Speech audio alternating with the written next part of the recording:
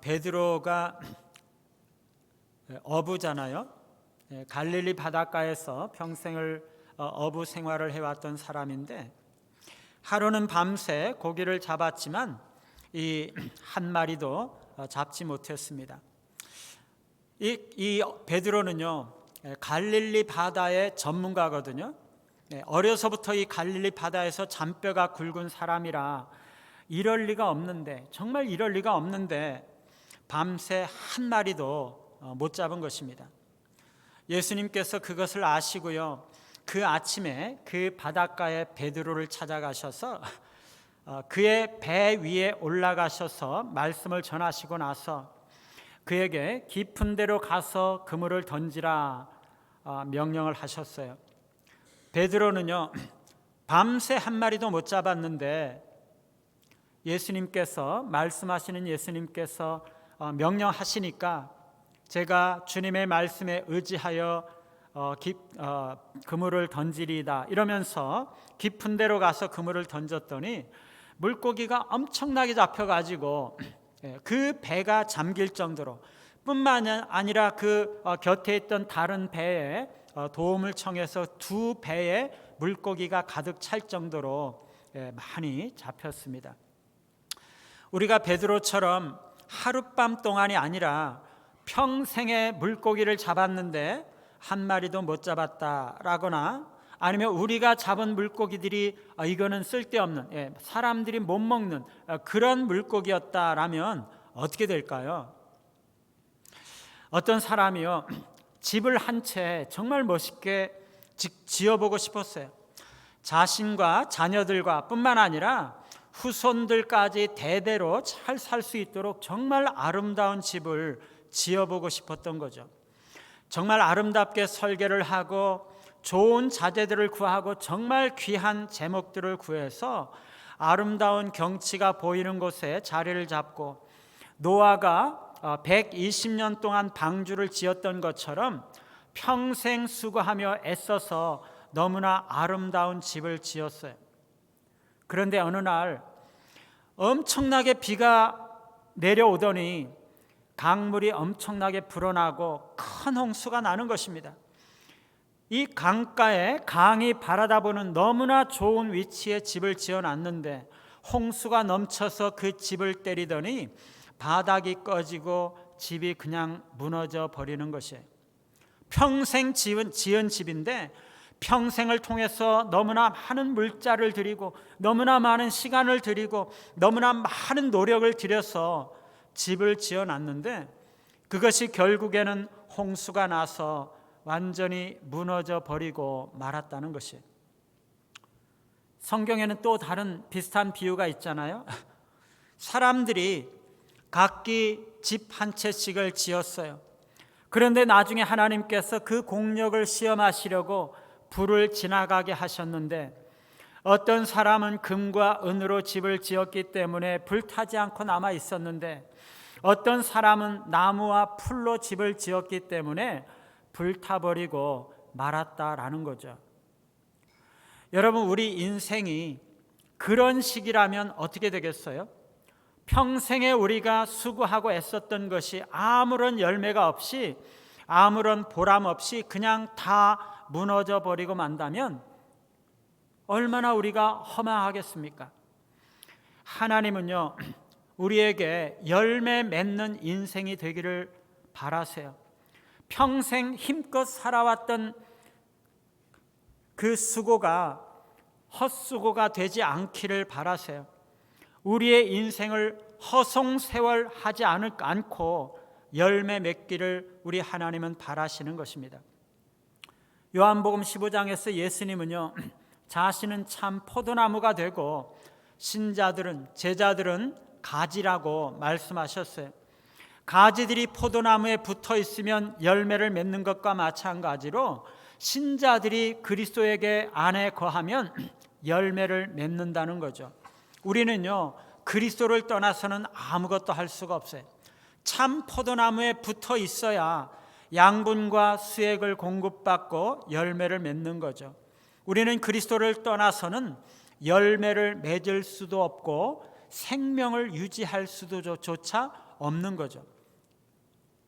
여러분, 주님께서 이 비유를 말씀하시고자 하시는 것이 뭔가요? 주님께서 원하시는 것은요, 너무나 분명합니다. 우리가 열매를 맺어야 한다는 거죠. 그것을 위해서 우리가 그리스도 안에 거해야 하고 포도나무에 붙어 있어야 하고 그리스도 안에서 기도하고 순종해야 되는 거죠. 그래서 열매를 맺어야 되는 것입니다. 주님은요, 우리에게 열매 맺기를 바라시는 것이에요. 그러면 우리가 열매 맺는 삶을 살아야 하는 이유가 무엇인가? 주님께서 그것을 우리에게 원하시지만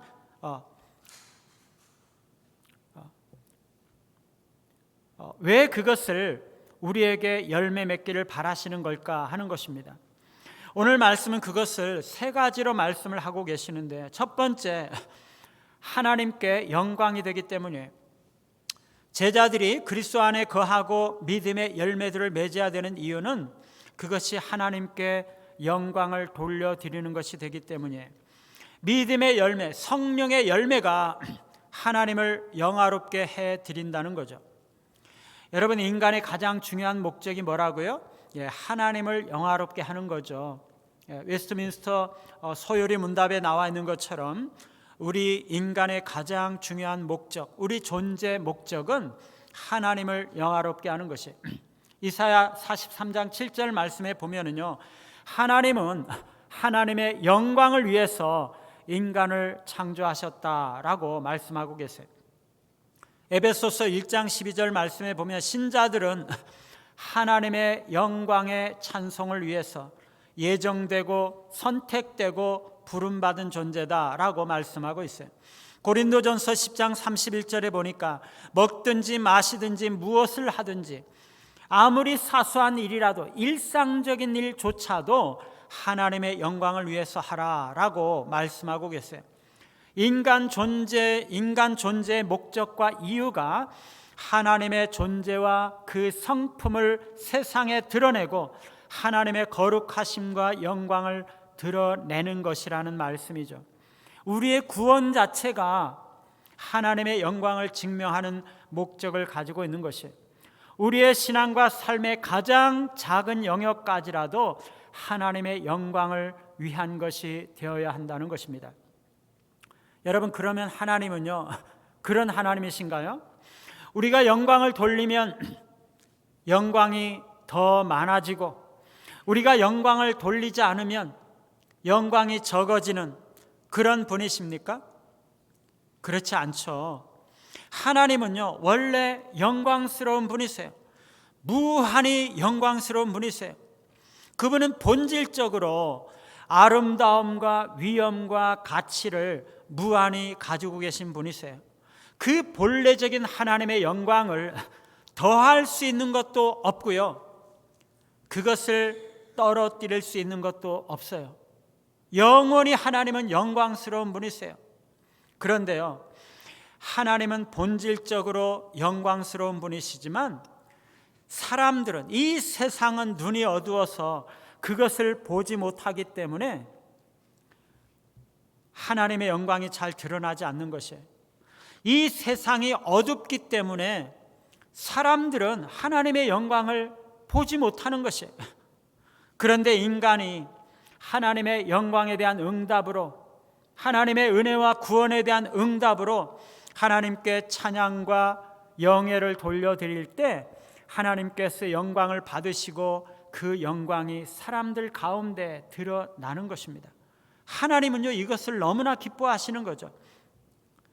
신자들이 하나님의 성품과 거룩하심에 따라 행동하고 살아갈 때 열매를 맺어드리게 되는데, 이것을 통해서 하나님께 영광이 드러나고 하나님께 영광을 돌려드리게 된다는 것입니다.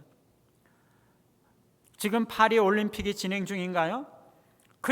한 크리스천 선수가 금메달을 따서 인터뷰를 할 때 하나님께 영광을 돌립니다, 이렇게 고백하는 것도 물론 하나님께 영광을 돌려드리는 아주 좋은 방법이긴 하지만은요, 하나님은요, 우리가 금메달을 따야지만 영광을 받으시는 게 아니에요. 금메달은요, 하나님 보시기에 너무나 작은 것에 불과해요. 우리가 하나님께 믿음의 열매, 성령의 열매, 그리스도의 열매, 입술의 열매 맺어 드릴 때 그것을 하나님께서 기뻐하시고 하나님께서 더 큰 영광을 받으시는 것이에요. 우리가 예배 드릴 때 개인과 공동체의 예배를 통해서 경배와 찬양과 존경과 감사를 표할 때 하나님은 더 큰 영광을 받으시는 거죠. 하나님은 그것을 너무나 기뻐하시는 것이에요. 그리고 우리가 하나님의 계명과 말씀을 따라서 살고 거룩함을 위해서 노력하는 것은 하나님의 성품을 반영하는 것이고 하나님의 영광을 드러내는 행위가 되는 것입니다. 우리 신자들이 세상을 향해서 선행을 베풀고 봉사와 사랑과 정의의 행위를 행할 때 그것은 하나님의 자비로우심과 정의를 나타내고 하나님을 영화롭게 하는 거죠. 우리가 이 어둠의 세상과 죽어가는 영혼들에게 복음을 전하고 구원을 증거하는 것은 하나님의 사랑과 자비를 드러내고 하나님을 영화롭게 하는 것이에요. 이런 것들을 하나님은 기뻐하세요. 하나님께 영광을 돌리는 이런 모든 행위들은요, 신자들이 그리스도 안에서 맺는 열매들이라는 것이에요. 우리가 그리스도 안에 거하면서 이런 열매들을 맺어 드리면요, 그것이 바로 하나님께 영광을 돌려드리는 것이 된다는 것이에요. 여러분, 농부가요, 포도원에 거름을 주고 물을 주고 제초를 하고 가지치기를 하고 이 포도나무를 잘 가꾸고 돌보아서 포도나무가 열매를 많이 맺었어요. 소출이 그렇게 많으면 그 농부가 얼마나 기쁘고 흐뭇하겠어요. 그것이 그 포도나무 소출이 농부에게 얼마나 많은 유익이 되겠습니까? 사람들은요, 그 농부에게 농사를 정말 잘했다고 칭찬하지 않겠습니까? 포도 열매가 많이 열리면 농부가 너무나 기뻐하고 영광을 받는 것입니다. 마찬가지로 우리가 열매를 많이 맺으면요, 하나님께서 너무나 기뻐하시고 흐뭇하시고 영광을 받으시는 거죠. 우리는요, 열매를 맺기 위해서 존재하는 사람들이에요. 우리의 존재 목적은 하나님께 열매를 맺어드리고 영광을 돌려드리는 것이에요. 오늘 말씀에서 예수님은요, 믿는 자의 열매는 하나님께 영광이 될 뿐만 아니라 제자됨에 대한 증거가 된다고 말씀하고 계세요. 우리가 열매를 맺는 것은 우리가 참으로 그리스도께 속하고 그리스도의 가르침을 따르는 그리스도의 제자라는 것을 보여준다는 것이에요. 여러분, 제자가 뭡니까? 그리스도의 제자는요, 그리스도를 따르고 그의 가르침을 배우고 그의 성품을 본받고 그를 본받아 살아가는 사람들을 말하는 거죠. 그리스도를 따라 사는 사람들이죠. 삶의 모든 측면에서 그리스도의 가르침을 구현하고 그리스도를 따라 사는 사람들입니다. 그렇게 그리스도의 제자로서 바른 삶을 사는 것이 바로 그리스도 안에서 열매를 맺는 것이고 그게 하나님께 영광이 되는 것이에요. 여러분, 제자들이 참된 제자인지 거짓 제자인지 구별하는 방법이 뭐예요? 예수님은요, 나무는 그 열매로 알 수 있다라고 말씀하셨죠. 한 사람의 행동과 삶 속에서 그리스도와 같은 열매가 나타나느냐 하는 것입니다. 그리스도를 닮고 그리스도를 따라서 그리스도와 같이 살아가는가, 그것입니다. 그리스도 안에 거하면서 성품이 그리스도와 같이 변화되고 빛과 소금으로 선행을 베풀고 전도와 구령의 열매를 맺는 사람이 바로 제자이고 그것이 바로 하나님께 영광을 돌려드리게 되는 열매라는 거죠. 신자가 열매를 많이 맺으면 그것은 하나님께 영광이 될 뿐만 아니라 그가 참된 제자라는 것을 보여준다는 것이에요. 오늘 주님은요, 너희가 열매를 많이 맺으면 두 가지, 하나님께서 영광을 받으실 것이고 너희는 내 제자가 되리라 말씀하세요. 열매를 맺기 위해서 우리가 그리스도 안에 거해야 하는 것이죠. 포도나무에 붙어 있어야 되는 것이죠. 그러면 열매를 많이 맺을 것이고, 그게 하나님께 영광이 될 뿐만 아니라 그리스도의 제자라는 증거가 된다는 것이에요. 오늘 말씀 두 번째는요, 사랑의 근원이 되기 때문이에요. 그리스도 안에 거하고 그리스도의 열매를 많이 맺어야 하는 것은 그것이 그리스도의 사랑 안에 거하는 방법이기 때문이에요. 오늘 말씀에 보니까요, 주님께서 아버지께서 나를 사랑하신 것 같이 나도 너희를 사랑했다라고 말씀하고 계세요. 그리스도는요, 제자들을 향하신 자신의 사랑을 삼위일체의 신격 안에서 이루어지는 하나님 아버지와 아들의 사랑의 관계와 동급으로 말씀하시고 계세요. 여러분, 너무나 놀랍지 않습니까? 하나님 아버지께서 아들을 사랑하시는 것처럼 그리스도께서 우리를 사랑하신다는 거죠. 여러분, 아버지와 아들 간의 사랑은요, 영원하고 완벽한 사랑입니다. 그 사랑은 완전하고 영원히 변하지 않고 기쁨이 충만한 사랑입니다. 영원한 삼위일체 신격 안에서 하나님 아버지의 아들 사랑은 의심할 수가 없습니다. 예수님께서 세례 받으실 때, 그리고 변화산에서 변형되실 때 하나님 아버지는요, 이는 내 사랑하는 아들이요 내 기뻐하시는 자라 공개적으로 아버지의 사랑을 표현하셨어요. 여러분, 아버지가 사랑하는 아들에게 잘해주고 싶잖아요. 그렇죠, 잘해주고 싶죠. 하나님 아버지께서 아들과 영광을 공유하시는 것은요, 아들에 대한 너무나 깊은 사랑으로 인해서 아들이 영광 받기를, 하나님 아버지께서 영광 받으시는 것처럼 똑같이 영광 받기를 바라시는 아버지의 열망 때문에 그거를 공유하는 거죠. 뿐만 아니라 요한복음 3장 35절에는요, 아버지께서 아들을 사랑하사 만물을 다 그의 손에 주셨으니 라고 말씀하고 있습니다. 아들에게 권위를 주시고 만물을 맡겨주시는 이유가 뭐예요? 아들을 향한 사랑 때문이라는 것이에요. 하나님 아버지는요, 아들을 사랑하시기 때문에 영광을 나누어 주시고 영광을 공유하시고 만물을 그에게 맡겨주셨다는 것이에요. 그 하나님 아버지께서 아들을 사랑하시듯이 그리스도는 신자들을 사랑하시죠. 그리스도는요, 무한한 사랑으로 사랑하세요. 자기 자신보다 우리를 더 많이 사랑하세요. 그리스도는요, 신자들을 희생적으로 사랑하시죠. 친구를 위하여 목숨을 버리는 자가 목숨을 버리는 것보다 더 큰 사랑은 없다, 주님 말씀하셨는데, 그리스도는 십자가에 자신을 희생하시면서까지, 목숨을 버리시면서까지 우리를 사랑하세요. 그리스도는 우리를 무조건적으로 사랑하시죠. 우리가 아직 죄인 되었을 때, 원수 되었을 때 우리를 사랑하셨어요. 우리가 아무런 자격이 없었을 때, 사랑받을 만한 아무런 가치가 없을 바로 그때에 주님이 우리를 사랑하신 거죠. 그리스도는요, 우리를 영원한 사랑으로, 변하지 않는 사랑으로 사랑하시죠. 이 세상의 어떤 것도, 하늘의 것이나 땅에 있는 것이나 우리가 당하는 어떤 환난이나 위험이라 할지라도 우리를 그리스도의 사랑에서부터 끊어낼 수는 있는 것은 아무것도 없어요. 그리스도께서 우리를 사랑하신 사랑은 이 세상에서 그 예를 찾아볼 수가 없습니다. 다만 하늘의 위대한 사랑만이 비교가 되는 거죠. 하나님 아버지께서 그 아들을 그렇게 사랑하시는 것처럼 하나님의 아들 그리스도께서도 우리를 그렇게 사랑하신다는 것입니다.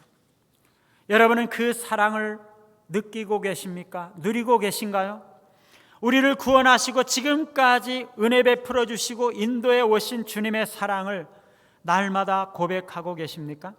예수님은요, 우리에게 그 사랑 안에 거하라고 말씀하세요. 예수님의 사랑 안에 거하라는 것이에요. 우리를 향한 그리스도의 사랑, 무한한 사랑, 희생적인 사랑, 무조건적인 사랑, 영원한 사랑, 변함없는 그 그리스도의 사랑 안에 쉬라는 것이죠. 끊임없이 그 사랑을 느끼며 누리며 살라는 것이에요. 마치 우리가 요새나 피난처에 몸을 숨기고 있는 것처럼 그리스도의 사랑에 계속적으로 고착하면서 거기다가 몸을 숨기면서 그 안에 계속 머물면서 그 사랑을 계속 누리면서 경험하면서 살아가라는 것이에요. 사랑하는 여러분, 여러분 그리스도의 사랑 안에 날마다 거하고 있습니까? 날마다 그것을 느끼면서 살아가고 계신가요? 어떻게 하면 우리가 그리스도의 사랑 안에 거할 수가 있다고요? 10절 말씀에 내가 아버지의 계명을 지켜 그의 사랑 안에 거하는 것 같이 너희도 내 계명을 지키면 내 사랑 안에 거하리라. 너희도 내 계명을 지키면 내 사랑 안에 거하리라. 그리스도의 사랑 안에 거하는 방법은요, 그리스도의 계명을 지키는 것이에요. 이것은요, 그리스도께서 아버지의 사랑 안에 거하기 위해서 행하신 똑같은 방법인 거죠. 그리스도께서도 아버지의 사랑 안에 거하기 위해서는 아버지의 계명을 지키셔야 했어요. 하나님께서 사랑하시는 그 인간을 구원하시기 위해서 그리스도는 자기를 비우시고 하늘 영광 버리고 이 땅에 오셔서 종의 형체를 입으셔야 했죠. 하나님께서 주신 사명을 이루기 위해서 그리스도는 백성들을 가르치고 치유하고 인도하시고 목자와 같이 보살핌을 베푸셨죠. 하나님의 뜻대로 예수님은 죄 없는 삶을 사시고 하나님의 계명을 온전하게 순종하셨어요. 그리스도는 모든 하나님의 율법을 완벽하게 순종하셨죠.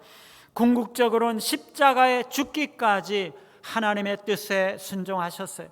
그리고 하늘에 오르신 후에도 계속해서 믿는 자들을 위해서 중보하심으로 하나님의 뜻을 행하고 계시는 거죠. 이 아들과 아버지의 관계는요, 사랑과 연합과 순종으로 이루어졌어요. 예수님의 완벽한 순종을 통해서 우리의 구원을 이루시고 신자들을 위해서 순종의 본보기가 되시는 것입니다. 이게 바로 그리스도께서 아버지의 사랑 안에 거하시는 방법인 것이죠. 우리도 마찬가지인 거죠. 우리가 그리스도의 사랑 안에 거하기 위해서는요, 그리스도의 계명을 지켜야 하는 것이에요. 그리스도께서 우리를 구원하시고 우리의 영혼의 주인 되시고 인생의 주인 되심을 고백하고 주님을 위해서 살아드려야 하는 거죠. 주님께서 희생적인 사랑으로 사랑하신 것처럼 우리도 다른 사람을 섬기고 사랑하기 위해서 우리 자신을 부인하고 희생적으로 우리 자신을 내어 주어야 하는 거죠. 주님께서 죄인된 우리를 용서하시고 사랑하신 것처럼 우리도 우리에게 빚진 사람들을 용서해 주어야 되는 거죠. 주님께서 우리를 무조건적으로 사랑하신 것처럼 우리도 다른 사람들을 무조건적으로 사랑해야 되는 거죠. 내가 너희를 사랑한 것 같이 너희도 서로 사랑하라 말씀하신 것처럼 우리가 서로 사랑함으로써 그리스도의 제자인 것을 나타내야 되는 거죠. 주님께서 잃어버린 영혼을 구원하시기 위해서 이 땅에 오신 것처럼 우리도 잃어버린 영혼을 구원하기 위해서 기도하며 복음과 사랑을 전하는 삶을 살아야 되는 거죠. 주님께서 오직 아버지의 영광을 위해서 사셨던 것처럼 우리도 오직 그리스도의 영광을 위해서 그리스도의 나라를 세우고 그리스도의 뜻을 행하기 위해서 살아야 되는 것이에요. 우리가 그렇게 그리스도의 계명을 지키고 행할 때 우리는 그리스도의 사랑 안에 거할 수가 있는 것이죠. 우리가 그리스도의 말씀에 순종할 때 우리는 그리스도의 사랑 안에 거할 수가 있는 것입니다. 그리스도께서 그런 우리를 보면서 얼마나 기뻐하시고 얼마나 사랑하시고 축복하시겠습니까? 우리가 그리스도의 사랑 안에 거하는 것은요, 우리가 예수님과 지속적으로 친밀한 관계를 유지하면서 그 사랑을 느끼고 그 사랑을 확신하면서 그 사랑을 의지하며 사는 것을 말해요. 예수님의 계명에 순종하는 것은요, 그분의 사랑에 대한 구체적인 표현이고 그 사랑에 대한 증거이고 그분의 사랑 안에 머무는 방법입니다. 그리스도에게 지속적으로 순종하면서 그리스도의 사랑 안에 거하는 사람은 그분의 사랑의 충만함을 경험하게 되는 것이에요. 그분의 희생적인 사랑, 무한하신 사랑과 변함없는 사랑을 늘 인식하고 늘 새롭게 깨닫고 그것을 받아들이는 것이죠. 그래서 완전한 기쁨과 충만함을 누리는 것입니다. 그리스도의 사랑을 우리가 발견할 때 우리는 세상의 것들로 말미암아 발견할 수 없는 깊고 지속적이고 완전한 기쁨을 누리게 되는 것이죠. 오늘 말씀 세 번째는요, 기쁨이 충만하기 위해서입니다. 그리스도의 열매를 맺는 것은 그리스도의 기쁨이 될 뿐만 아니라 제자들의 기쁨이 되기 때문입니다. 주님은요, 내 기쁨이 너희 안에 있어 너희 기쁨을 충만하게 하려 한다라고 말씀하고 계세요. 우리가 그리스도 안에 거하면서 열매를 많이 맺는 것은 그리스도 자신에게 기쁨이 되고 그뿐만 아니라 우리에게도 기쁨이 된다는 것이에요. 우리가 열매를 맺음으로써 주님께서 너무나 기뻐하시고 그 주님의 기쁨이 우리에게 주어진다는 거죠. 주님은요, 제자들을 사랑하시고 가르치시고 구원하시는데 기쁨을 찾으시고 믿는 자들에게 자신이 경험한, 자신이 가지고 계시는 그 기쁨을 공유하도록 우리를 초대하고 계세요. 그리스도께서 아버지와의 관계 속에서 연합과 교제와 순종을 통해서 기쁨을 누리시는 것처럼 그리스도의 제자들은 그리스도와의 관계 속에서 연합과 교제와 순종을 통해서 그리스도의 기쁨을 나누어 가질 수가 있는 것이죠. 그리스도께서 아버지의 사랑 안에 거하면서 기쁨을 누리시는 것처럼 신자들은 그리스도의 사랑 안에 거하면서 기쁨을 누릴 수가 있는 거죠. 주님의 기쁨은요, 흔들리지 않는 영원한 것이에요. 세상의 행복과 기쁨은 상황과 여건에 따라서 변할 수가 있지만 주님의 기쁨은 그런 외적인 것들을 초월해서 하나님의 영원한 목적과 약속에 근거하는 것입니다. 그리스도께서 누리는 기쁨은 아버지와의 완벽한 사랑의 관계에서 비롯되고 아버지의 뜻에 대한 순종에 뿌리를 두고 있는 거죠. 그래서 그것은 일시적인 거나 피상적인 것이 아니라 깊고 지속적인 성취감과 만족감을 주는 것이에요. 세상의 기쁨과 세상의 행복은요, 상황에 따라서 변할 수도 있어요. 그러나 주님께서 주시는 기쁨, 우리가 그리스도 안에서 누리는 참된 기쁨은 우리가 당하는 이 땅에서 당하는 어떤 역경 속에서도 변함없이 계속적으로 누릴 수가 있는 것이죠. 주님은 제자들에게 세상에서는 너희가 환난을 당하나 담대하라 라고 말씀하고 계세요. 우리는 세상에 환난을 당함에도 불구하고 평화와 기쁨을 누릴 수가 있다는 거죠. 야고보는 신자들에게 환난을 만나거든 온전히 기쁘게 여기라 말씀하세요. 우리가 그리스도 안에서 누리는 기쁨은요, 믿는 사람들에게 확신과 위로를 가져오는 것이에요.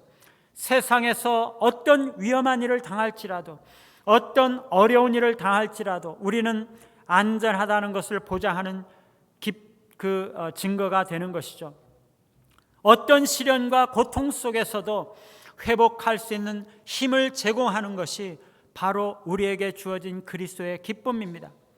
뿐만 아니라 그 기쁨은 다른 사람들을 섬기고 봉사하고 복음 증거하고 선교를 감당하고 주님께서 우리에게 맡겨신 사명을 감당하기 위한 동기와 능력을 제공하는 것이에요. 뿐만 아니라 그러한 기쁨은요, 미래의 온전한 하나님의 임재 속에서 온전히 실현될 영원한 기쁨을 선취하는 것이고 그 미래의 기쁨에 대해서 기대하고 소망을 갖게 만드는 것이에요. 여러분, 우리가 어떻게 하면 그러한 기쁨을 누리게 되는 것이죠? 우리가 그리스도 안에 거하고 그리스도의 계명을 지키고 그리스도 안에서 열매 맺는 삶을 살아갈 때 우리는 주님이 주시는 기쁨을 누릴 수가 있는 것이에요. 사랑하는 여러분, 우리가 왜 열매 맺는 삶을 살아야 되는 것이에요? 그것이 하나님께 영광이 되기 때문이죠. 그것이 바로 우리가 그리스도의 사랑 안에 거하는 방법이 되기 때문이죠. 열매 맺는 것이 바로 우리로 하여금 주님의 기쁨을 누리게 하는 비결이 되기 때문이죠. 사랑하는 여러분, 여러분은 열매 맺는 삶을 살고 계십니까? 우리 주님은요, 우리에게 열매를 맺기를 원하세요. 여러분은 하나님께 영광 돌리는 삶을 살고 계세요? 그리스도의 사랑 안에 거하시면서 그 사랑을 누리고 계십니까? 그리스도께서 주시는 참된 기쁨을 충만하게 누리고 계신가요? 오늘 말씀은요, 이 모든 것들이 서로 밀접하게 연결되어 있다고 말씀하고 계세요. 순종과 사랑과 기쁨, 거함은요, 그리스도와 연결된 삶에서 아주 자연스럽게 나타나는 것입니다. 우리가 포도나무에 붙어 있고 그리스도 안에 거함으로써 풍성한 열매를 맺을 때 우리는 하나님께 영광을 돌리고 그리스도의 사랑 안에 거하고 그리스도의 기쁨을 누릴 수가 있는 것입니다. 그리스도 안에 거하심으로 그리스도와 연합하시고 자연스럽게 열매를 맺으시고 그리스도의 계명에 순종하심으로써 그리스도의 사랑을 경험하시고 풍성한 열매를 맺으심으로써 참되고 충만한 기쁨을 경험하며 사시는 우리 모두가 되시기를 간절히 바랍니다.